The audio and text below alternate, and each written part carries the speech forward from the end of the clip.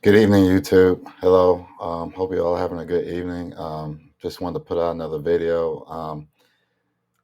In this subject, I kind of wanted to talk about the Travis Hunter situation along with the NIL era that we're living in. I'm not going to talk too much about Travis Hunter because the whole world has their different opinions, but his situation got me thinking about um, does NIL play a part of what's happening in his life right now? The reason why I say that or ask these questions is because, you know, with someone like Leanna, his girlfriend, would she have been attracted to him or interested in him if he had no money at all, like no NIL deals, no nothing? Um, I guess the next question I have or statement I want to think about is was Nick Saban right about NIL in terms of it being a distraction and not being good for the game? Um, Take it how you look at it. Money does make change people. I believe the University of Georgia had a lot of issues in the off season just with just recklessness and like speeding tickets and stuff like that with their new cars. And I mean, NIL played a part in that. Um, Travis Hunter is dealing with a lot of issues. He's grown now in terms of going to the pros eventually, but as far as in his college days, a, a lot of these problems that he may have had or distractions that he may have had may not have come if NIL wasn't a part of it. Nick Saban has talked about it many times, saying that he just doesn't see a benefit to having NIL. Even the investors who are giving these players money, it's not like they're getting their money back. It's like they're literally just giving it away, and how much longer does that take? Me personally, I don't think that when you're recruiting freshmen, I don't think that you should be talking about NIL with them in terms of making any promises that they'll get paid in their freshman or sophomore years, especially when they haven't earned their stripes yet. Um, the transfer portal is kind of killing the game right now in terms of players not being loyal, but just based off trying to get their money. Now, I mentioned, I believe in my first video that I made about a dream I had about how Nick Saban and Phillip Fulmer were on my Tennessee Vols team. Like I said, I was a player on that team, and I was just a special teams player. It wasn't a player of any importance, but there was like a argument between the star players and then our co-head coaches, where basically 75% of the team just got up and left in the middle of that game. If you want to hear more about that story, go check out my part one video. But in terms of talking about what Nick Saban has emphasized, he just doesn't see a benefit to NIL. And I think we need to consider that, he's coached in the NFL a couple of times. So he understands that there's a big difference between how the pros deal with money and college players. I mean, me personally, I was just reckless when I was younger. If you would have given me a $500,000 or $8 million or whatever at the age of 18, 19, 20, 21, I probably would have been strung out somewhere. That's just me personally. But and not saying that these players will do that. Some are more mature than others. But my thing is, I feel like not as a Vols fan, I actually liked them getting paid because I thought that it gave us an advantage in recruiting at the time. And to be honest, I thought Nick Saban was just being a hater at one point. But we have to understand that these men are older, and they've seen the game on a scale that some of us may not recognize. And so, fast forward to what I'm seeing as far as the fruits of NIL. Not just the Vols, but Alabama and several college players. Everybody's just not loyal. Like they're just kind of flipping and leaving, and it's all because of money or trying to get benefits somehow else. I get it. Let's get our bread while we can. But when I think about how Phillip Former, again, he was in my dream at the time, and I kept asking God, like, why did you have two coaches on my Vols team? One's particularly a big rival. Why are they on my team? Both Nick Saban and Phillip Former represent the old school way of doing things, which is, literally everything's built on relationships. And Nick Saban's point of view, he's all about discipline. And say what you will, but I think it's hard to discipline any of these players the way that they need to be disciplined in a way if NIL is involved, because they're the stars now, and along with the transfer portal, you can't tell these players nothing, or they'll just leave. And in the case of Phillip Fulmer, I did a little bit of research on his background as far as his faith. He was a former player for the Vols, but was also a coach, so he's fully invested into the Vols culture. And according to him, a part of his culture and the faith was that, back then, the men that were a part of the fellow Christian athletes, they held each other accountable back in those days. If you got out of line, they would call you out. And I think that for a while, that was kind of the root, uh, the root as far as like what made the Vols special as far as family and culture. Um, so that was my 2 cents on in terms of like dealing with Nick Saban. Um, um, I guess the next statement that I was thinking about is social media and NIL foreshadowing what the Bible would call people being lovers of themselves. So I'm gonna go ahead and read a couple of scriptures and just to see so you know what I'm talking about. The first chapter that or book I'll be reading out of is 2 Timothy chapter 3 verses 1 through 7. And so it says, and I'm reading out of King James version, so just bear with me if I say a couple of words wrong. All these this is and thous and all that.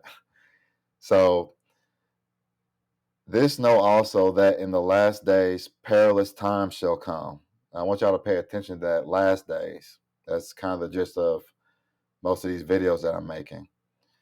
For men shall be lovers of themselves, covetous, boasters, proud, blasphemers, disobedient to parents, unthankful, unholy, without natural affection, truce breakers, false accusers, incontinent, fierce, despisers of those that are good, traitors, heady, high-minded, lovers of pleasure more than lovers of God, having a form of godliness, but denying the power thereof. From such turn away. For of this sort are they which creep into houses and lead captive silly women, laden with sins, led away with divers lusts, ever learning and never able to come to the knowledge of the truth. So this truth that he's talking about, there's a lot of different truths that people believe in. People say, I'm living my truth and this and that. I'm going to read what the Bible says about what truth is. And so I'm going to go to this next book, which is in John chapter 16.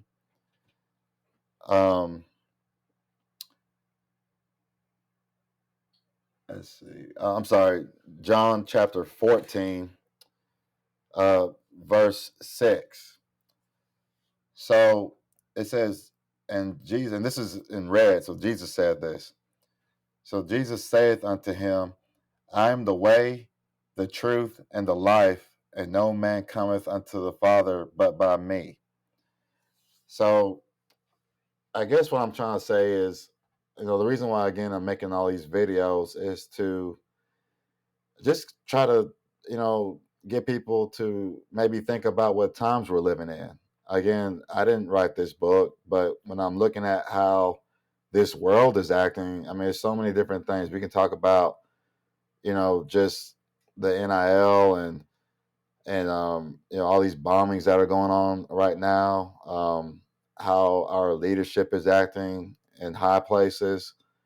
We're just living in a day where people don't even know what a man or woman is anymore. And to me, it's kind of sad because, again, I know everybody has an opinion, but, the truth is that, God says that he knew us before the foundations of the earth. He said that while you was being knitted in your mother's womb, that he knew you. And so I wasn't going to talk about this part at first, but I think that it's kind of relevant in terms of talking about the womb. So, and again, I'm in the process of writing ebooks and stuff, so you'll be able to go on there and kind of read the background stories on those. But one time I was in a situation where I ended up getting an abortion with a female. And it's something that has bothered me for a long time. I remember seeing the baby when we went to the abortion clinic. I remember them showing me the baby and, you know, just seeing how small it was and, his eyes weren't developed yet. And it just made me feel some type of way. I didn't really know at the time what that meant.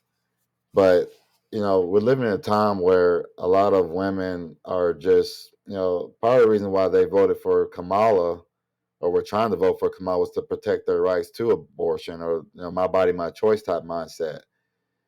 And I would challenge these ladies to consider that, you know, what if they are promoting you to think that that's okay because they serve another agenda? If you refer back to my Titanic dream about the curse of the mummy on the Titanic, what if these people are having mass um, sacrifices to their gods by using abortions? Because that's what happened to me in my personal story. When we got that abortion, that Egyptian god Ra that I mentioned in my third video, um, God showed me that the reason why this deity had access to me is because of the pride that I had in my heart as far as trying to relate to some blackness because I'm dark skinned. So me growing up, people used to make fun of me. I'm talking about black people make fun of me for being dark, and it was confusing. So when I found out that the Egyptians were probably darker than me, it created a sense of pride in my heart. And so, but when I got that abortion at the time, um, that abortion was like a blood sacrifice to that deity. And so that deity took ownership of me. So um, I want you all to consider that, when, because back in the day, when we read scripture, um, God was trying to destroy the Amorites. And I think that the reason why he was trying to destroy them was because of uh, they were sacrificing babies to their gods. God is the same today and yesterday and forevermore. So he hasn't changed his mind about abortion then, and he hasn't changed it now. And so I think that we need to consider that he's probably really angry with the things that we believe in. Um, Hence Mystery Babylon. So just some things to think about. Again, I'm just trying to tell the truth on what happened in my personal life, the dreams that I've had, what people are actually saying in real time, and just trying to get the ones who are maybe sitting on the fence or not sure who God is to maybe think about where we are in our lives with him. Because if you remember, in one of my videos, I think it was maybe the first or second one, I can't remember off the top of my head right now, but I was talking about how God touched me and he let me know that hell was real. So for me, it wasn't a matter. For me, for all those that maybe try to, well, how do you know? I promise on everything, you're never going to convince me of that. He touched me personally and spoke in my right ear and let me know that in 2010. And so I hope that some of this helps you out and maybe just asking questions on where you are in your life with that. Because me personally, hell is not prison. It's not like you go there for a few years and you got a parole, maybe get out. Like a trillion years is like a second to eternity. You're not getting out of there. And so I want to put emphasis on that. Like, don't let Satan trick you and think that it's not real or that there's just some myth or fantasy. I I again challenge you. Don't take my word for it. If you don't believe in God and aren't sure, I challenge you to ask God to talk to you in a way to where you can understand Him. That's all I can say about that. But let me know what you all think about this NIL era. And is it? I understand that. Me personally, I think that especially with this recession going on, any money can be helpful in these situations. But it's this NIL more foreshadowing the times that we're living in terms of people being lovers of themselves. That's all NIL is. Just look at me, me, me. And people are making money off that. So it's like throwing gasoline on the fire, Um, just some of my thoughts. Let me know what you guys think. Again, I have an Instagram. It's uncle_Barrett. And, I got my Cash App on there. My YouTube is not monetized or anything yet. And like I said, I'm a server. So any help would be appreciated during this time. But like I said, let me know what you guys think about that. And, when it comes to Travis Hunter, did NIL possibly play a role in that? But either way, y'all have a blessed day, and y'all just continue to keep your eyes open and keep your eyes on y'all if that's what you choose. God bless y'all. Thank y'all.